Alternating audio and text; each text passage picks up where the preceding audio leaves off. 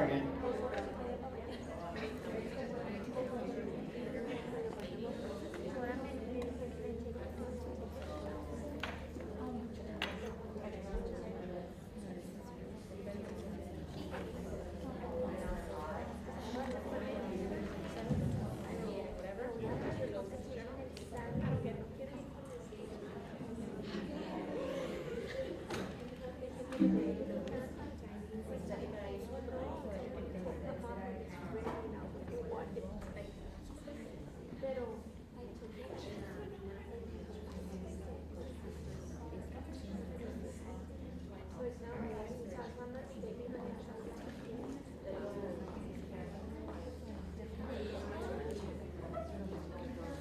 Okay, ready?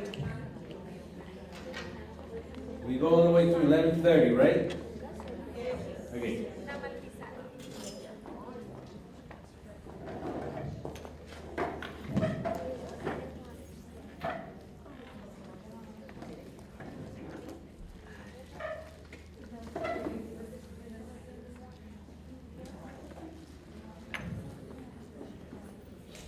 Okay.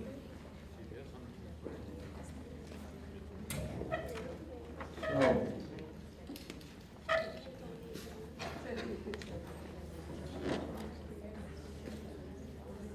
well, welcome back. So we're talking about visual literacy. We're still talking about visual literacy and how important it is. And again, in science, it's really important. And especially when they need to take a test where they have a lot of pictures and diagrams. So I was talking about visual literacy, right? And visual literacy means that you know how to read and write, right? So we already finished what is the reading part of the visual literacy, but also we need to do the writing part. And writing, when we talk about writing, we're talking about drawing. And look, that picture that I have right there, it's hard to see. Okay.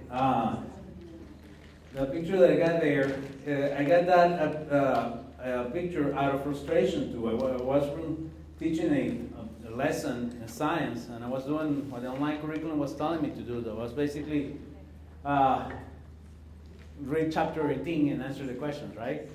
No one understood anything. And one day I was so frustrated that I said, you know what, guys, let's get a piece of copy paper. Now you have your notebooks. You can do this in your notebook if you want, or you can do it on the back of any of these pages on your handout. And I did this. You know what, guys, I'm really tired of this. Let's do something else. Let's draw this guy here. And I remember telling my students, you know what, whatever I do here, I want you to do in your notebook. What I'm doing here, you're drawing. You say, it's been a while since I drew this last time. So you do this. And this is the person that we're drawing here that has the eyes like this. Hair looks like this. And mouth like this.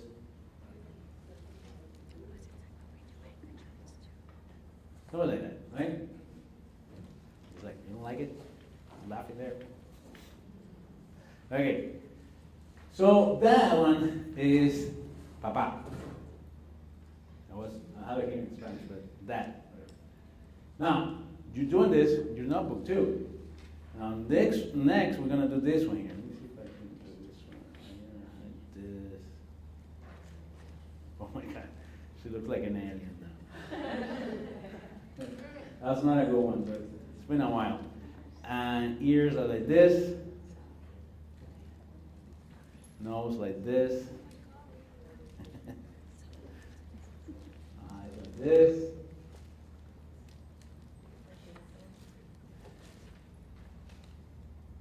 Hair like this.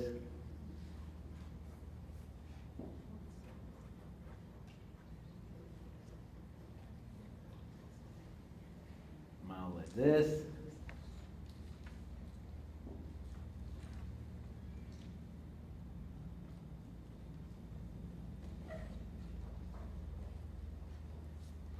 And that's an ugly mom, but that's mom.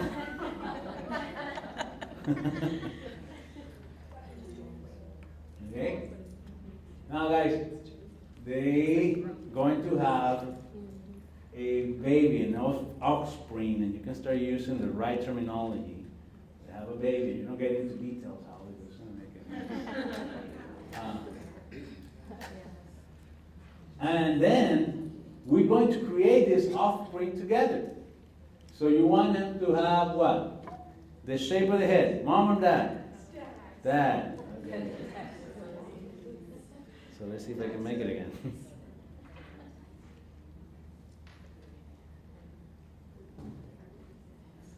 Something like that, right? Now, hair, mom's dad. I'm going to do dad because it's easier. Now, eyes. Let's do mom. Y me acuerdo que salió un niñito. Yes, but Mr. Nanny, my mom always says, tú tienes mis ojitos, mijito. Ah, okay. You know why she's saying that? Because when you were born, it was like a fight between mom and dad to give you things. So if you got your mom's eyes, she won over your dad. So she was dominant over your father. So that's why you got that trait. Oh, that makes sense, Mr. Hernandez. Look, you got her nose too. Mouth, you got that. And that's you. That's the offspring. Now, let's list here características. Sorry, I'm writing this in Spanish. I forgot that because I'm seeing my example here. Dominantes, or dominant traits. And then you're going to list. And then we go with forma de la cabeza. Sorry. Got it from what? Mom or dad? Papá, ¿verdad? And then you start listing everything. Mom, dad, and those are características dominantes. Look, it took us like 5 minutes to do that. You finish that, everybody understands the concept of inherited traits, dominant inherited traits. Now, because you were drawing, it's like you said, it's right there. It's like in español decimos, escríbelo para que te quede. It's something like that. You have to write it so it will stick in your head. And this is so powerful. And again, it doesn't have to be beautiful. The idea, you don't have to be a Picasso here. It's just to make it simple so the students can understand the concept that you're explaining. Because as you saw here, while I was doing this, I was talking, and we're laughing. Remember that emotion?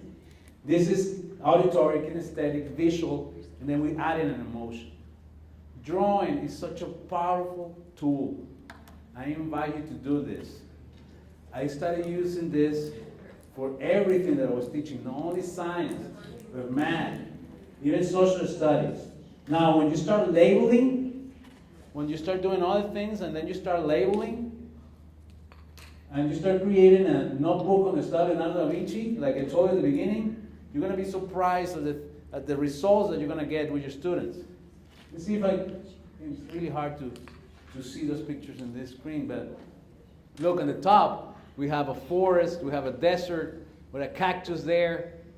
Initially, this was me just folding this page in 4 and then getting 4 areas to draw different concepts. Okay? But then I started drawing different things, like those are what is it? What do you call those? Adaptations. Thank you. And then you got the shell and the long beak. And they had to be simple, okay? So the students can replicate that. But at the end, when you finish, you have a notebook full of pictures of notes and something that they really enjoy doing, and they feel this ownership of what they created. And I remember telling my students to review for the test was taking that notebook home and just looking at the pictures and remember what we did and what we said when we were creating that. Or share those pictures with mom and dad and explain that same concept to mom and dad. So, again, the screen here is not really showing great samples here, but these are actual pictures from my students. Of course, you had to model this. You need to go beyond that, that fear of start drawing in front of your students, because that's what I've been getting sometimes in different schools. You know, I like that idea, but I hate to draw. I don't know how to do it. Well, it does, again, it has to be really simple. Look at that guy over there. Who's that guy here? The top. Top right. Benjamin Franklin, right? It just looks like him, right? No. But you get the idea, right? When you see the props there, okay, the lighting, oh, that's Benjamin Franklin. What I'm trying to tell you with this is what matters is what happens in their brains when they're drawing this. I remember one of the students bringing this one here, and with no label. I said, "What's that?" "Oh, Mr. Hernandez, that's a piece of paper." "Oh, okay." So right there, paper, papel. So that one at the top is also a piece of paper. "No, Mr. Hernandez, that's a glass of water, come on." "Ah, okay." Okay, so what is it that is a conductor? The glass or the water? "Oh no, the water, the water." "Okay, let's put an arrow there, agua." So, and this one here, that's an eraser. It doesn't look like an eraser, but what I'm saying is that what happens in the brains when they're drawing this is what matters. And it stays with them for so long. So I invite you to do these pictures. Also, the order in which you draw the pictures is also important. In that picture, which is really hard to see, which thing is you think is the first thing I will draw there? The sun. We'll do the sun because it's the most important sun, a source of energy, and you do it over and over until the students go, "Oh, Mr. Hernandez, we know already." Okay, and sometimes I remember starting here at the bottom. "Mr. Hernandez, wow, you forgot the sun. Remember, it's very important." Okay, I was just checking. You forgot for real, Mr. Hernandez. No, that's what you want, right? Also here, it's really hard to see, but right down there at the bottom is a bird that was flying and got in a crash with another bird, and she's dead right there, decomposing. And I drew a lot of worms and flies and lines like that, expressing that it smells really bad. And while you're doing that, you'll see all the girls like, "Ew, Mr. Hernandez." And then the boys, "Mr. Hernandez, can I put more worms here?" So it was really decomposing, and they just to bother the girls, and everybody's laughing, and all that is emotion. Those are emotions the students will carry with them and will help them to remember. Look at an experiment where we use Kool-Aid here, and on the top right, and you see how it's really soft here, and that's diluted. Then it's a little darker here, concentrated, and it's really dark here with a lot of points there at the bottom, meaning that it's not dissolving anymore, so it's saturated. But drawing the picture, and we did the actual experiment, and then we went and created this sketch. So I invite you to do these sketchings. Now, look at this one here with a thermometer or a ruler. How many times they get the question wrong? Now, after you ask them to draw the actual instrument, and then they do, this is not to a scale, but if you count here, you will have 1, 2, 3, 5, all the way to 10, 15. So after they draw that, they count, they have to go and count all the way to 18 degrees. You ask them to do that, and it's going to be so powerful. This word was granulos. They got the question wrong. Almost everybody got the question wrong. So let's make a picture here to show you what grains are. And these are tac, tac, tac, tac, tac, tac, tac. Imagine 30 students. Like, tac, tac, tac, tac, tac, tac, tac. Okay, that's enough, great, thank you. But they're having fun, and they remember that. Okay? So there are many other examples. These pictures, they don't look good here.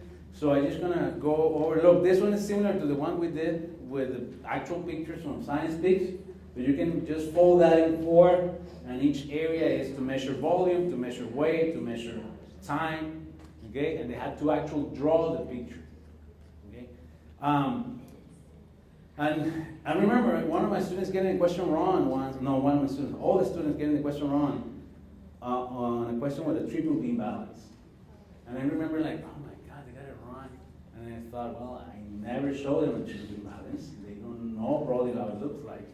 So that's the other thing. If you have a science lab in your classroom and your school, go and use it. Because I remember, I didn't know that we had a science lab because no one was using the lab. So one day I went to the lab and it was like, you know, like scary house, the house of horror. And everything was spider web, and because no one was using that.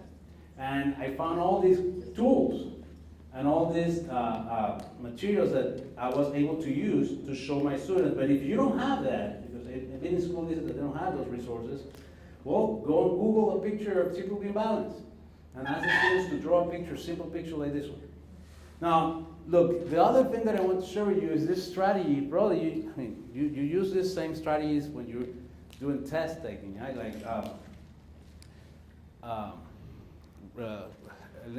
process of elimination, underlining keywords, right? And then justifying your answer. And I remember telling my students to justify their answer, like, I don't know, Mr. Hernandez, do we have to write? Yes, oh my God, Mr. Hernandez. You had to write your answer. You had to tell me why. Oh, Mr. Hernandez, we don't want it. It's like, oh, okay, you know what, it's science. If you're able to draw a picture that will tell me your thinking process for that answer, that's fine. And look at the picture they did. And when they did that picture, I mean, when they took that test, they seen that picture only once. For me, it was so powerful. It's like, man, look how they remembered the picture that we did. And then we started using those tools, that strategy. And the other strategy that I really recommend is to ask the students to write their goal. It doesn't show here, but at the top it says goal. They had to write their goal for the test that day. And sometimes they go, well, my goal for today, Mr. Hernandez, is 45. No, it has to be at least 75 or 80, whatever you think. And then they start writing their goal, and they start using these strategies, and they start getting their actual goals, and they see the connection. They say, oh, this is helping. So I got to the point that everybody was drawing in the test. And because they saw how powerful it was. And they love to draw, because for them, it's like they're playing. Okay? So, and some of the pictures and some of the drawings are beautiful. I mean, this is not a good screen here, but okay. The other thing that helps is to ask the students to check their own tests. I don't know if you do this, but I remember on those tests, those are the 6-week tests, telling my students these are really important tests that I really want you to try hard. Because everybody in the school district is going to look for this information. They're going to see your score. So they go, oh, Mr. Really, everybody? Yes, everybody. Okay, so they're going to try really hard, right? Okay, so they finish taking the test, and they write the answer on the test, and then on the Scantron. And then I collect all the Scantrons, and then I'm going to model for them, going question by question on the document camera, the thinking process to get that answer, right? And they had to check their own answer. So I would go, okay, so see guys, if you think like this, you will realize that the answer for number 1 is B. And you see in the class, hey, I got it. Yeah, I got it right. All the students, oh my God, I knew it was B. All the students go, I told you it was B. And they go, come on, how come you told me what's the test?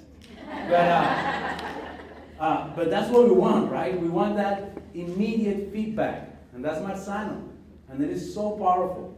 Because I remember my students, they knew that Friday was for testing and playing games. But if I take that test and give the score Monday, or even worse, the next Friday, and the weekend in kids' time is like a year, right? You go on Monday and they go, hey, you got a 20. What 20? What's that? When was this? You don't remember, right? But if you ask the students to check for their own answers and write their own score, because I remember at the end, okay, this is a C2 grader here. Counted questions are wrong. If you got 5, it's 80, whatever, 70. You had to write your score, and then you had to bring that test to me here at my desk. They will come like, I'm sorry, Mr. I got 45 for real, but I'm going to try harder next time. Or you'll see the students that, look, I got my goal. I got the goal. Look, 80. Or they go over the goal, and they get so excited. So do that. It looks like you're wasting time, And I remember my colleagues telling me, you're just wasting time there. No, it's so powerful. Okay? It's the same thing with drawing. I remember all the teachers from 5th grade telling me, no, you're just wasting time with that drawing all the time. It's not. It's a really, really powerful strategy. And there's certain things like the moon cycle there. I mean, those are kind of things that you need to know. And the other way to know that is to really do it over and over again. I remember on Fridays giving a blank piece of paper and a quarter to each student. Okay, the moon cycle. You have 10 minutes. No, I have. And they get so all scared and they start. And sometimes I let them talk to each other. And after 2 weeks, they already know. But it's not because I want them to just know each phase.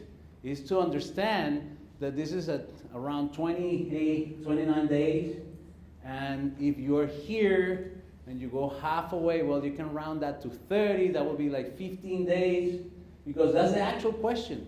It's really hard to read there. But it's telling you if the full moon is going to be on this date, when we're going to have another full moon. You have to look for the exact date. So you need to ask the students to draw and do that.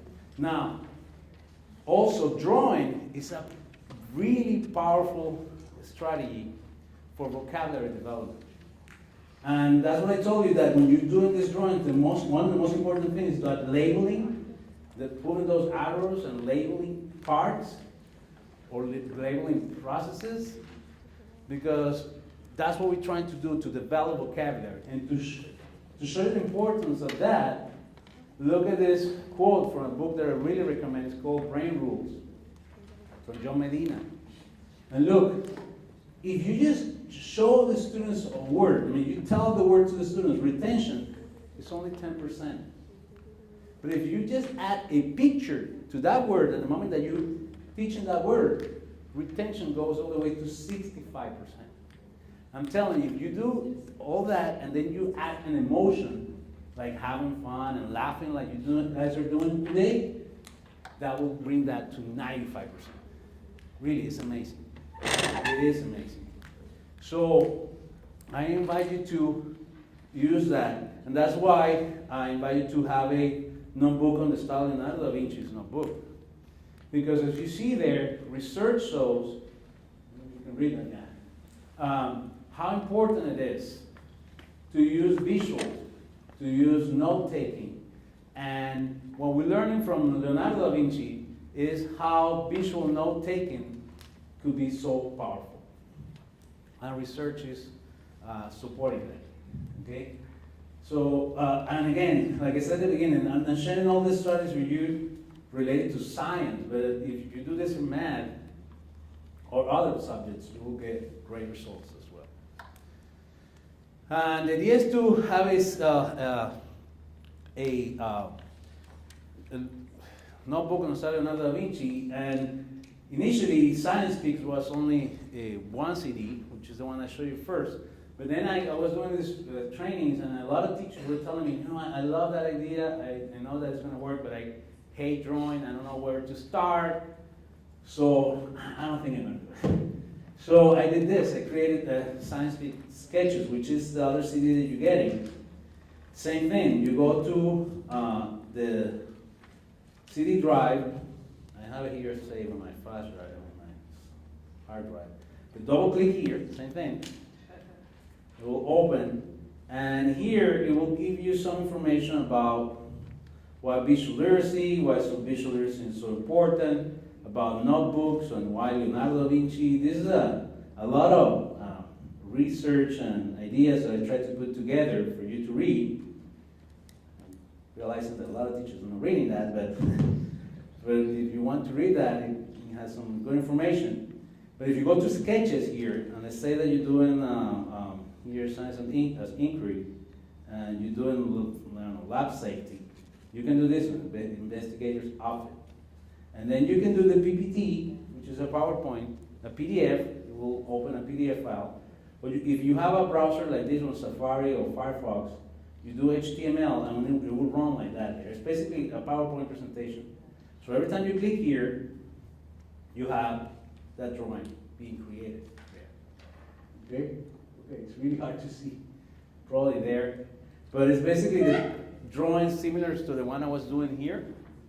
But every time you click, it will draw a different part of the picture. And then at the end, it will start pulling arrows to write the definitions of the parts. Okay? And really, I mean, these monitors are not really showing, but on your computer will look fine. And the idea is for you to give you an idea of where to start when doing sketching as a form of visual note taking. So if you want to use that as a reference, if you don't want to draw your own pictures because you don't feel comfortable doing that, you can open this presentation and all the pictures will get together there. Any question about this one? Okay. Now, the ideal thing is that you start drawing with your own style. So don't be afraid to start drawing. It's a matter of practice. You know, I haven't practiced for a long time because I've been using my presentation. And look, it wasn't a nice mom here. But after you start practicing, you'll see that you'll get it faster, and the kids will come and help you. And remember, the student coming telling me, they're going to help you do that a better tree. Hey, thank you. So that is the sketches, okay?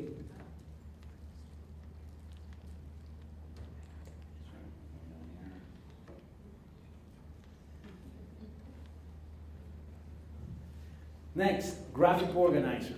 Graphic organizers are really important to use. I'm a very visual person, so for me, graphic organizers sometimes is the difference between getting something or not. So you might have a lot of students in your classroom like that. So you saw in Science Peaks, I'm giving you a lot of graphic organizers. Remember, all you have to do is go to Science Peak CD, and here when you have additional materials, you get graphic organizers. See in here? And probably you already have some like these in your classroom, but I just wanted to give you some because, again, it is really important to use these graphic organizers when we're teaching. For example, when you're doing a video, you can use, I remember using this one a lot, which is not showing really good here, but it's like a concept map right there. When you write, what is it that we're going to be watching in the video, and then you start writing 6 ideas based on what you saw in the video that we're going to discuss at the end, right? So graphic organizers are a really powerful way to do this. Now, 3D graphic organizers or foldables, I mean, they're amazing. I usually add the name of this person there because I used the word foldable once in my website and didn't name her. And they called me and they wanted me to sue me or something. And they're like, okay. So every time I do foldables now, I add her name. I don't know if she actually invented all of them, but she's really good. She's really good. So I invite you to do some of those. If you go online and actually, I'm going to ask for your email at the end because I would like to email you some additional materials that I have. And I have some links to foldables that she has created, and they're free online, and other resources that you can use. But I was reading a book the other day, and I saw this one. Let's see if it shows here. No, this one shows. Look, upon ecosystem. Right? When you have biotic factors, fish, frog, turtle, grass, lily pad, insects. Abiotic factors, rocks, and soil. And when you open this like this, look. Isn't that cool? So, this is something that you can do with your students. And this is a version of a 3D graphic organizer, foldable. I got this for a different book. Hopefully it's not from the same person. I'm going to get sued. But I just want to give you an idea. Okay? Since we're going to do other things during the day, I don't want to use time for this. But again, it's just a matter of folding this on the back like this, and then drawing just the top first, and then you write that, and then you complete the bottom with the other things. It's really nice. So again,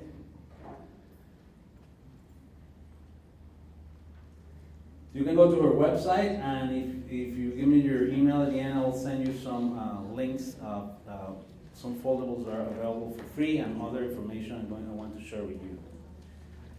So 3 graphic organizers, a demo. I just wanted to show you this, but I want to use the time for other things today. If we have time at the end, we can do something like that, but let's move on. The other thing is concept maps, and those are really also useful. How do you use concept maps? Well, there are many ways to use it. This is one example, right? But I remember this teacher in Garden, the ones that using that dictionario for mom and dad. He used concept maps for vocabulary development. So he puts a new word there, and they just start pulling arrows and ask the students where they heard that word or something that is similar, or what ideas bring to mind. Similar to what I just told you at the beginning, using root words and the idea of cognates. You can create a concept map for a word, or for a particular unit, like this one about rocks, okay? And again, if you give me your email at the end, I'll send you some websites that you can get some ideas on how to do concept maps. Any questions so far? Okay. Now, in the notebook, I wanted to use some pictures, but they're not going to show really good here, because they're the same pictures that I was showing a few minutes ago, similar to those pictures. And the screen is not really showing all the pictures that were created with my students. So what I can do is, again, on that email, I can send you to a blog, to my blog. I have a page on my blog that I have all these samples of notebooks that I created with my students. But if you go to your Sketches CD and you go to notebooks, I created a Science Picks notebook. You get actual pictures here for samples of notebooks from my students, okay? So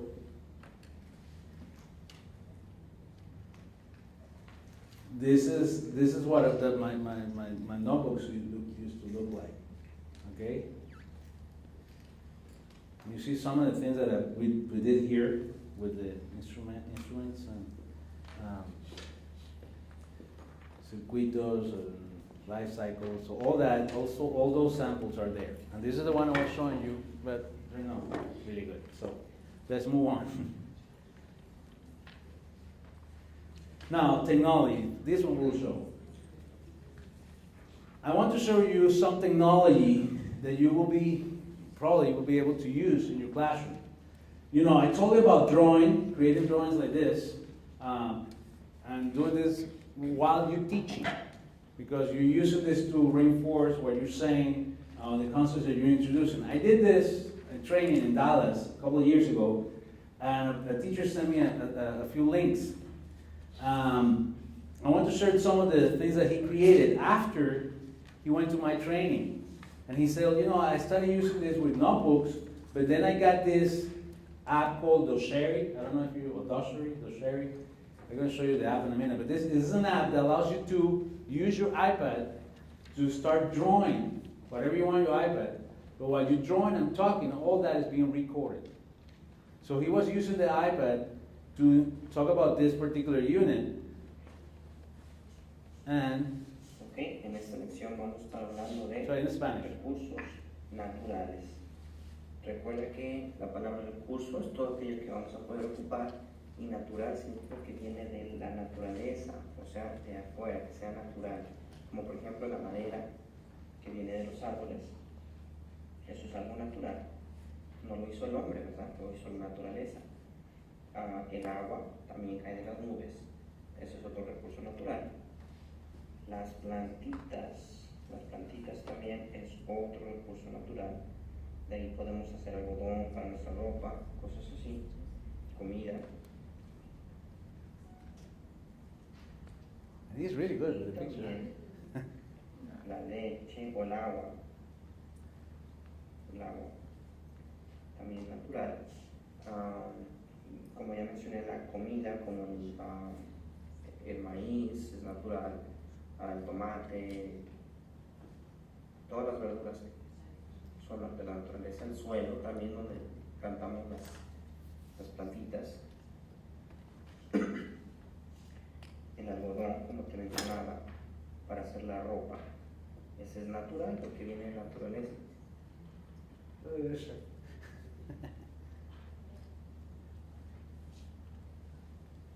El sol, el viento es un recurso natural.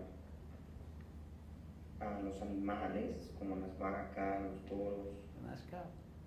Y recuerda que de la vaca también obtenemos muchos alimentos como la leche, el queso también viene de la vaca,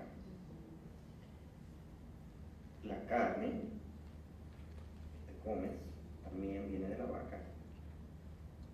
Y todos estos que tú ves aquí son recursos naturales que vienen de la naturaleza. Okay, so he was doing that in the classroom. He was drawing that. Students were drawing the same thing on their notebooks. But after he finished, he just exported the video to, instead of YouTube, he was using Vimeo. But he exported everything to Vimeo. And the students were able to review for the test by going online and watching these videos. And they'll remember when they were doing that in the classroom. So it's really powerful. I really invite you to try something like that. The app's free. I'm going to show you where to get the app in a minute.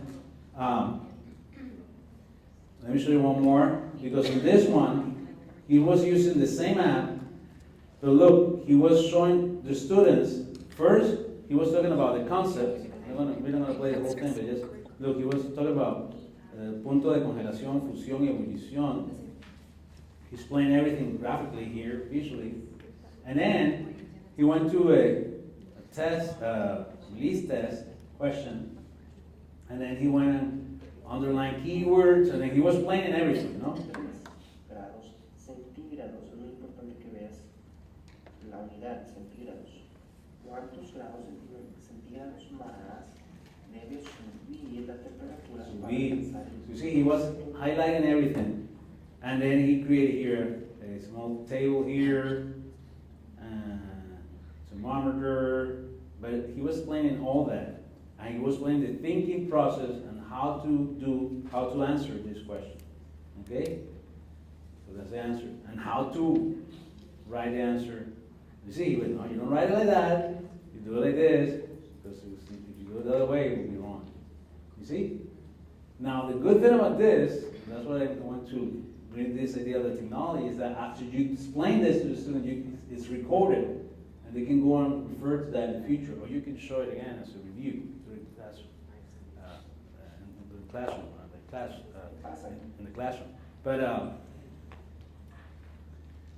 it's how you use the technology that makes a difference here. And finally, this isn't different, but look, he was using stop animation, because I also shared the software to stop animation, and he created this.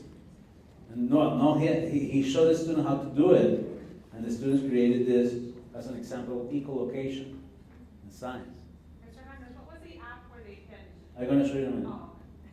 So this is the one for echolocation. Look, he's sending a wave. Isn't that cool? And that was done by one of the students. So the app for that, for the other software is Dosheri, I don't know. So this is the one. And it's basically, you can draw whatever you want on your iPad, and then you can export that as video, share that as a PDF, or YouTube, Facebook.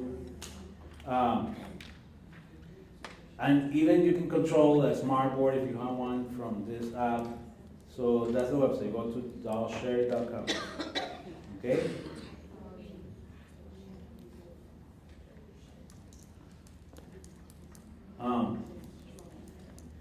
So technology, and I'm gonna just show you one possibility with technology. The technology is a really powerful tool, and I invite you to use that. So let me show you really quick here.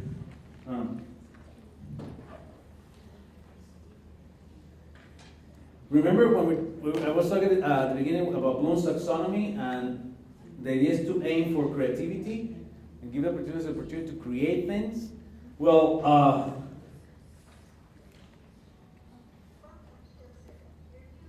no sé. Okay, I heard the right pronunciation. Okay, so look, I have some apps here. I just want to, well, you know that if you have an iPad, these are for free. Keynote, you know, Keynote is like PowerPoint.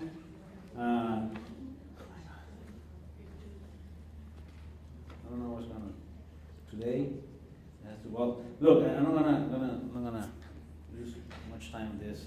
I just want to show you. This is like PowerPoint, so you can create a presentation. But the good thing about this is you have the camera here, so you can ask the students to go around the classroom or go around the building, asking other teachers about a particular topic. And all that is going to be recorded here. And then all you have to do is tap here, and instead of adding a picture, you add the video. They can add some introduction here. This is PowerPoint, but on the iPad. Okay. Now next, students, they love creating things. They love creating movies. So you have iMovie, and it comes free with an iPad, and it's really powerful. You can create a new project. You can create let me do this. Let me use a camera here. Wait. And I'm going to take some video here. Okay, your candy camera. Smile. Okay? And, okay, I have that video now. And then I can go to my app again that I was working, iMovie. And then with iMovie, I can create a video, a project of a video from scratch. Just everything, I had to add everything. Or I can go here and do a trailer. The trailers are this, like trailers for the movie. You see when you go to the movies. They're pre-designed, and they have music and everything. And they run really nice. See? But everything that you see there could be changed. Okay? And they have different styles and different music. Okay? But everything could be changed here. And then you can ask the students to create a video using this tool, iMovie, and any of these trailers. But they had to talk about weathering, erosion, deposition. They had to explain those three processes just visually. Now, it might sound complicated, but if you show the students just how to run, just the basics of the app, you're going to be surprised at the things that they're going to do. So how you do that? You go to create, and then you can change whatever you want here. So instead of the 9 years pi, you can tap here, you can raise that.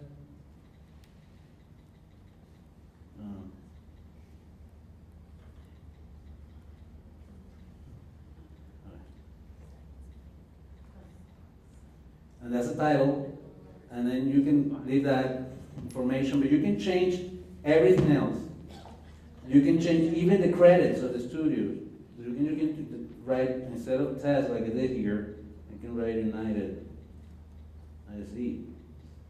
And then when you finish with that, you go to the storyboard, and you already have a storyboard here of some of the scenes. All you have to do is add the visuals. So you go through the recent videos that I created here, and you pick portions of that video, and they be added right there. See? You can complete the whole thing. I'm just giving you an idea here. And when you finish, you can try the final result here.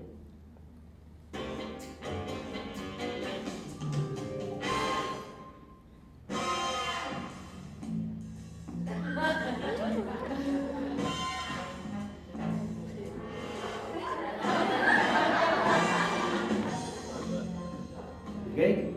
Now, you can change all that written information. So instead of that pre-designed, it could be weathering, erosion, deposition. It's amazing. The kids love that. Okay?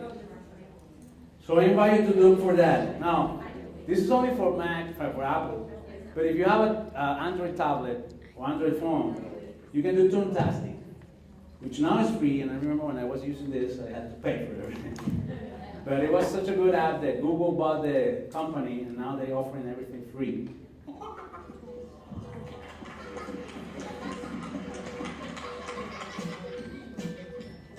Welcome to Toontastic, where you create your own cartoon. So you can create a cartoon here. You tap here, and you can select a new cartoon. Let's create a cartoon. A cartoon is an animated story made up of different scenes like a setup, a conflict, a challenge, a climax, and a resolution. Together, these scenes form the story arc, a measure of your story's emotional energy. You see how that connects with writing? So you can be doing writing and developing writing skills while you're doing math, and all in this creative process. Now, the idea here is to give freedom to the students to create things, but you frame that in a particular subject, like weather, erosion, deposition. Okay? Now, imagine telling your students to write this. That's what I used to do. I used to tell my students, you need to write a script. And I used to tell my students, everything that you see on TV, all those movies, all telenovelas, everything, someone had to write that before they went and filmed everything. So I want you to write a script. It has to be about weather, erosion, and position. You have to use these words. How you present that is up to you, but you need to use these words and explain these concepts. And then after I read the script and it's good, I'll give you the iPad, and you can then go here, tap here to set up.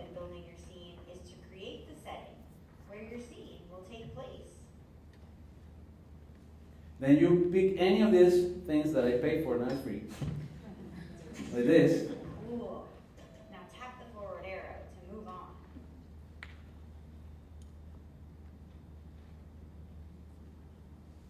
Which characters would you like to be in your scene? And also, now you have all the characters free. You can pick any character. You can see that setting could be related to weather, erosion, and position, right? I'm going to pick this guy here.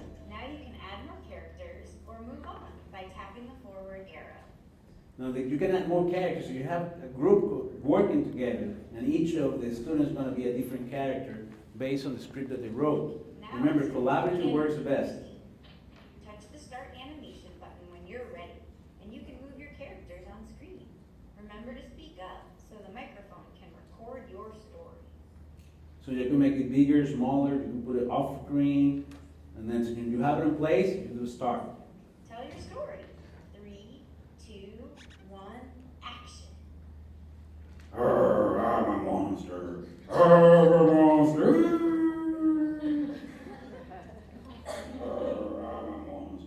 I'm a monster. Now you can move to the next scene. Oh, add music first, sorry. This is a music page, where you can give your scene a little more emotional energy. Try moving your scene up and down, and pick out an emotion that fits the mood. So you pick the music. Congratulations! You finished your first scene. What happens next in your story? Which scene would you like to edit? And then you tap done, or you can move on. If you have a longer script, you put a title here. For lack of creativity, I'm going to type it like that. And scene. It's done. And now we'll play the video.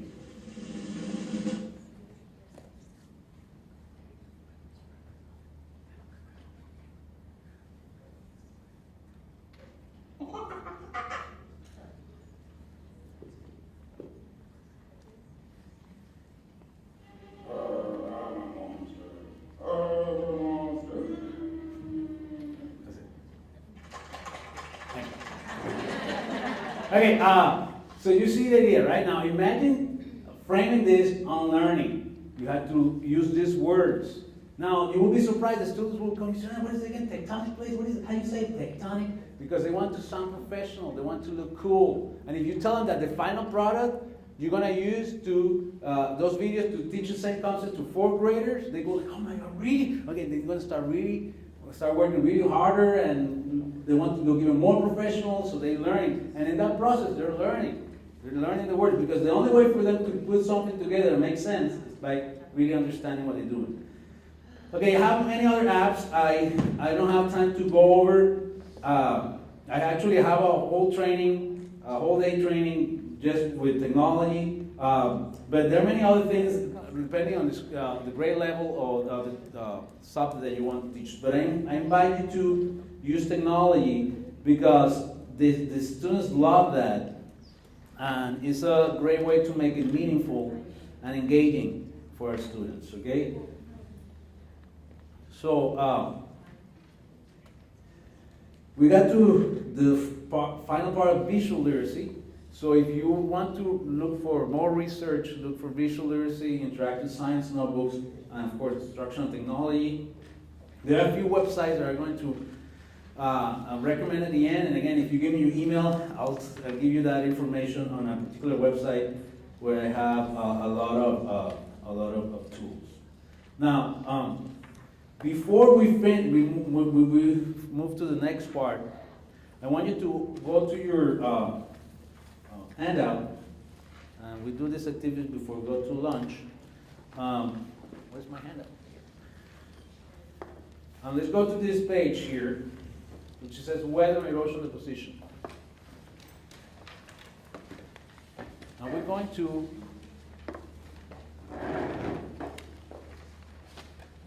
draw something really quick to show you how simple it is to use this drawing technique.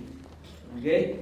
So, I already wrote the title. So we know that we're going to be learning about weather, erosion, and position. Okay? But you usually write the title there and start with that so the students know what is it that we're going to be doing. Now, if we're going to be doing weather, erosion, and position, what do you think is the first thing I'm going to draw? Huh? Before that? The sun. You guys got it. There we go. The sun. Remember, the sun is the most important source of energy. So that's why I need to do that first. Okay? And you can do it simple as that. Depending on the grade level you are, you can make it a little cooler, with glasses, and smiling, something like that, right? Now, then I can do my rock. I can do this.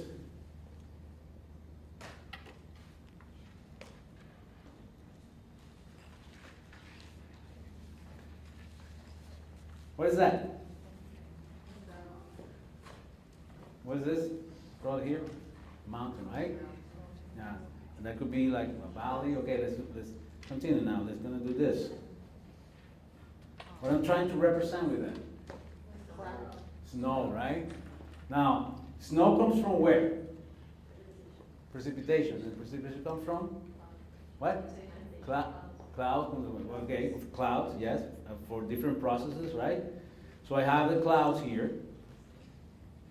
And you can tell the students that depending on the altitude, because a lot of students, they think that because they're higher, they're closer to the sun, so it's hotter. It's not. The higher you go, the lower the temperature, right? So that's why here you're going to have precipitation, but the one that is coming out of this cloud, because it's really high, is going to come in form of what? Snow. This is snow. Right? Now, that snow is falling right here, and because it's always cold, that snow is not melting. And when the snow is not melting, you have a lot of snow piling up, you end up with a big what? A big piece of ice on top of a mountain, we call it a glacier. So this is a glacier, right? And this is a glacier, probably you have a glacier here, this is really heavy, but because you have a slope here, and you have gravity, it's pulling that big piece of ice, and it's actually breaking that mountain slowly, really slowly, right? Now these clouds, because they're lower in altitude, probably you're going to have precipitation. It could be in form of rain, right? You can have other forms of precipitation, but let's say this one is rain. Now, why do you think that rain's falling down like that, like sideways? Because of the wind. The wind is blowing, actually, and that's what it moves the clouds, right? The clouds are not staying there. They're being moved by the wind. This is kind of the wind blowing. Okay? Now, all that water and all that is falling here. Let me see these clouds. The wind is taking that water far. Now, that water comes here to the mountain. Does it stay there? No. What happened to the water? It run off. It flows like this, right? So that's the water flowing. Now, mountains, they have little spaces in the rocks, and they have like little spaces, and the water gets into those spaces, right? Those little spaces in the rocks. And at night, when the sun goes down, what happens with the water? No, it gets really cold. It freezes, and when it freezes, what? It expands, right? And then the next day, the sun comes out, it gets warmer, and the water melts and contracts, right? And now we have that process going every day. Every time the sun comes down, it comes up, that process is coming every day. What happened to the rocks at some point? They will break, right? And they will crack. So these are cracks. And now, out of those cracks, we have little pieces coming off. How we call those pieces? Sediment. So we're going to have some pieces here. These are pieces, okay? This is the represent pieces of that rock. Right? Now, are those pieces going to stay there? No, why not? Gravity is going to pull them, and what else? Wind and water that is flowing, right? So a lot of them are going to go down with the water. Some of them are going to be moved by the wind, right? Now, if you're a piece of sediment and you're going down, I tell my students like a roller coaster. Like, yay! You go there like a piece of sediment going down. Where do you think you're going to go faster in that roller coaster? In A or B? Why A? The slopes, the bigger slopes are faster, right? Because with the work of gravity. Now, we go really fast here. Here we go slow, and a lot of those sediments are going to stay here, some of them, because it's slow and slower. Now, so the water flows here, and let's say that it creates a lake here. And the sediments are there floating in that water. Right? Now, if the rock is reddish, the sediments are going to be reddish, right? When they go to the water is going to look what color? Red, right? Why? Is that the water really red? No, it's because the sun is being reflected and it's reflecting all the sediments are there, like giving back that color, right? And this is my theory I share with my students when I'm writing. Correct, but what is the name of the river that runs through the Grand Canyon? Colorado River. And that's what I tell my students, and my theory is that, that used to be a Mexican territory. So probably a Mexican going like, oh, mira que colorado está ese río. Se quedó Colorado, stayed Colorado, right? Because it was kind of red. And my students go like, really, Mr. Nance? I don't know, it makes sense. Like, yeah, Mr. Nance, it's a good theory. Okay, so it's going to look red, right? Now, all the sediments are going to stay there floating. No, where are they going to go? To the bottom, right? And they're going to settle there, right? They're going to deposit there. And you guys pay attention for that, because if those sediments are staying there at the bottom, those sediments are going to form what kind of rock? Sedimentary rocks, right? Very good, guys. Now, you see, with this picture, we just learned 3 forces that are constantly changing the face of the earth. And they're creating new landforms. Here, we have our first process, which is what? Weathering. Weathering is the process of breaking down. Breaking down. There, a lot of rocks are, the rocks of that mountain, we're breaking down those rocks with the help of different elements like water and wind and temperature. Now, this is the first one. Usually this is the first step. Now here and here, let's say that here and here, we had a second step, which is what? Erosion. Erosion is the process of movement. You see the sediments are being moved from one place to the other, right? And then here, when they get here, they go to the bottom and they being what? Deposited. So we have the process here called deposition. Is that they settling down there, and they're staying there. Now, here the mountain is being weathered and eroded, so it's becoming kind of smaller every day. But all the sediments are moved here, and here they're creating a new landform here too.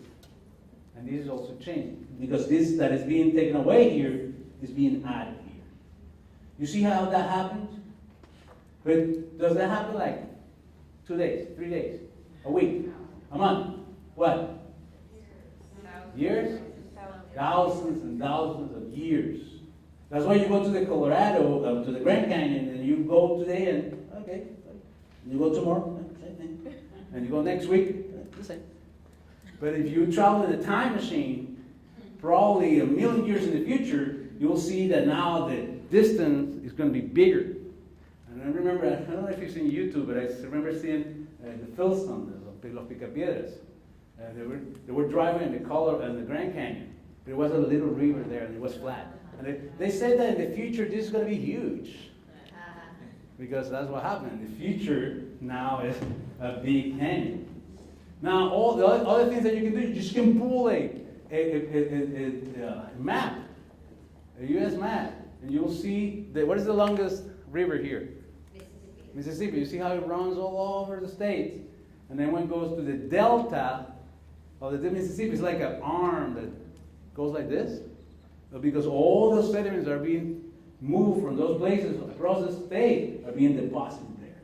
So if you go in a time machine, that kind of arm that looks in the map, it will be longer. And if you go back, it will be shorter. You show those visuals to the students, they go like, oh my God, it makes sense. And doing this, I don't know, it took us what, 10 minutes? See how powerful it is. And now we all understand what is weathering, erosion, and deposition. At least the basics of this, right? So I invite you to do this strategy and when you're teaching. And you can do it on a piece of paper, or you can do it in your notebook. And then if you want, you can ask the students to actually write the short definition next to the word. You still have room there to write a short definition. A definition, like I told you in the summary, that is easier for an 8-year-old, 10-year-old to understand. Okay? And with this, you can do many other things. But I invite you to do your own. You can do sketches, you can use the CD, but I invite you to do your own. And if you don't know where to start, remember when your mom was teaching you how to create a tree or a flower. Those are the kind of things that you want to do too. And the kids love that. And for them, it's like playing. And that's what we're going to talk when we come back. I finished a little bit earlier. I want to stop here. That's fine? Because if I move on. So we'll be back here, what? 1? Oh. 12, okay.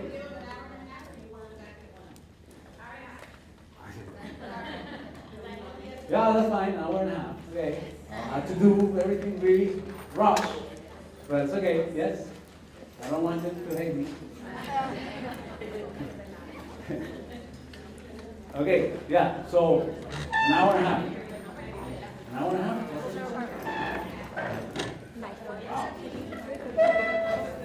Yeah, that's fine, that's fine. Well, huh?